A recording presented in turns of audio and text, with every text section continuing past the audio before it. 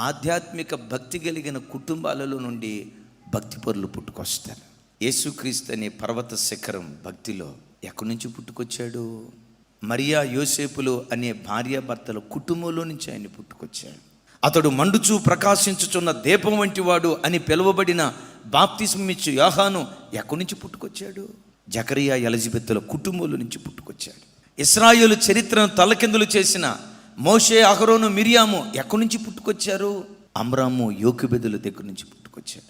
పర్వత శిఖరం దానియేలు ఎక్కడి నుంచి పుట్టుకొచ్చాడు? ఆకాశం నుండి రాడిపడిన ధ్రువతార కాదు. వాళ్ళ శరీరంలో ఓ ప్రత్యేకమైన జీనోమ్ కోడ్ ఏం దేవుడు వాళ్ళలో అమర్చలేదు.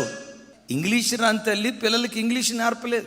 లెక్కలు రాని తండ్రి కొడుకు లెక్కలు నేర్పలేడు. సంస్కారం లేని తండ్రి పిల్లలకు సంస్కారం నేర్పలేడు. నేను మరలా చెప్తాను, భక్తిపరులను పుట్టించే కర్మాగారం నీ ఇల్లే.